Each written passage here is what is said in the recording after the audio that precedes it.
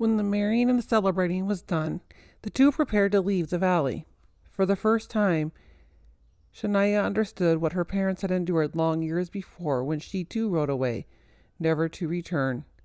While she and Adriel agonized over it, it was Ona who assured them of the great reunion when the promised one would make all things new. The three stood together, smiling through their tears, as Noah and Navat mounted their steeds and led two pack horses toward the rocky path through which Noah had entered the valley. In Navat's hair, Nathan's blue comb held her soft curls back from her face. Shania had placed it there herself, lovingly saying, "Someday, my darling, perhaps you too shall have a daughter, and you will tell her of the love between your grandmother and her potter husband, and you will tell her how he died at the hands of a mob for his God.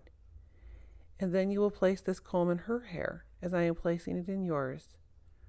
We are the women of Havilah, Navat, daughters of Abigail. Never forget it. Though the valley is lost to us, the heritage is not. It is for us to hold the name of God high above the evil of the world. You are going beyond the safe walls of this valley where you were born. For the first time you will see evil in all its bold defiance of the God of heaven. Fight against it as Enoch did, by walking closely with God, and then share with others the knowledge of this God you have come to know and love." Shania had wept then, gathering her daughter into her arms, thinking that 22 years was not nearly enough time in which to treasure one's only child. This man Noah, was he fine enough for her innocent, clear-eyed daughter, who had graced the valley with her laughter, her love, and her songs? She hoped so. "Oh, my child," she whispered, drying her eyes at last, "I love you so. God go with you." And now they were only specks climbing upward toward the skyline, and she felt Adriel's grief as he held her. He had lost so much all his life, she realized. Both of his daughters. She would devote herself to his happiness. Slowly she turned him toward home and dried his tears with her own hands. "Come, my love. Navat goes strong in the blood of our people. We have given her to God. Let us not do it with mourning." Then she darted away from him, running and teasing, looking over her shoulder, laughing. She was once more the girl that he had brought through the dark forest to the valley, and he ran after her, catching her up breathless in his arms, as they tried to smile again, little dreaming the destiny toward which Navat rode beside her sober, godly husband. Shania, having risen early to talk with God and to watch the sunrise, sat on the rim of a rock overhanging the valley, lost in meditation. The soft peach of morning spilled over into the valley, and it was then she saw them, slipping one by one through the slot in the rocks, hardly more shadows than the early dawn. Scrambling to her feet, she ran to the corner where Adriel still slept and shook him roughly. "Wake up, love. There are people entering the valley. Lots of them." Adriel slipped into his clothes, and together they watched the endless line of riders flow down the valley slope. His face turned toward his wife, sad. "My beautiful, our life together here in this valley is over, beautiful Shania. We shall die as our people died. Strong in the Lord, be brave." They woke Ona, sleeping in the stone house, and together the three walked to the valley floor, where with ominous quiet the intruders already crept from home to home, doing their deadly work upon the sleeping victims. Adriel advanced to meet the mounted leader, seated tall upon his horse, bright ribbons on the harness, flapping smartly in the morning breeze. In the semi-darkness, Shania, following him, strained to see the man's face, and when she came close, she laughed out a little cry of horror, for it was the same face she had once loved.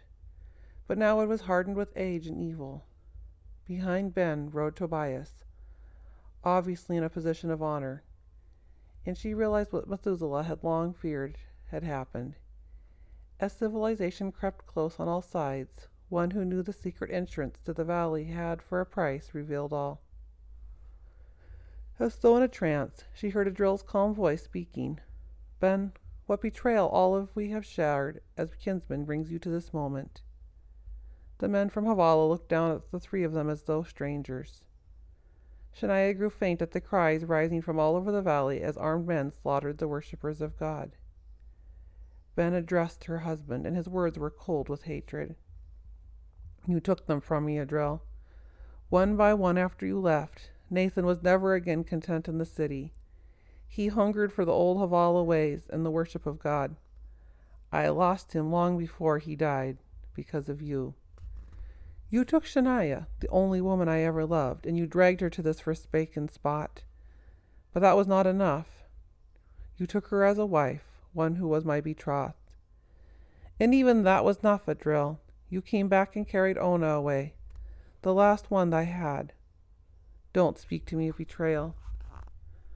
Ona fearlessly approached and looked up at the man she had taken at her home those many years ago. Ben, she said, her voice amazingly controlled, almost gentle. You know that is not the truth. All of us turned willingly to God. Adriel had nothing to do with it. He begged you to go with them when he and Shania left that early morning. You cannot blame this slaughter upon him.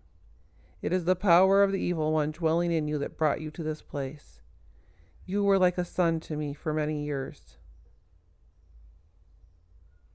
How could you do this thing? Ben spoke but a word, and his men fell upon her, and then Adriel. Shania stood like stone, waiting for the blow to fall. But Ben reined his horse between her and the spears and said sharply, She will live. See that no harm comes to her. Go to your cave, he ordered her. May your pain be as mine. He watched her climb the hill, the first sunlight catching her shining hair. They never bothered her, the newcomers, as they constructed their small city, and the years rolled on. Nor did they ever venture near her stone house. A portion of every harvest was left upon her doorstep, and by selling her clay creations in the public market, she managed to survive. Now and then she met Ben upon some well-worn path, but he never spoke, averting his gaze as if she were a stranger. She attempted to become friends with the women, hoping to speak to them of the true God, or at least to assuage her loneliness. But they recoiled from her, uncomfortable, and she knew an invisible mark had been placed upon her. That in the end, Ben's gift of life was worse than the speedy death, and he had planned it that way. There was only her and her God, and in the hidden place of prayer she drew closer and closer to him, until the loneliness at last became peace, and then joy.